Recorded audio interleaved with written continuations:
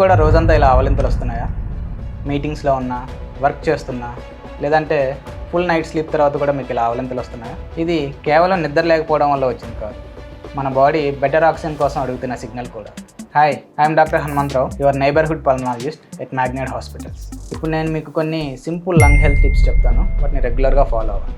Deep breathing తీసుకుంటూ ఉండండి, స్ట్రైట్గా కూర్చోండి, ముందుకు స్లౌచ్ అవ్వద్దు, మధ్య మధ్యలో మూమెంట్ బ్రేక్స్ తీసుకుంటూ ఉండండి. Proper sleep and good ventilation maintain చేయాలి.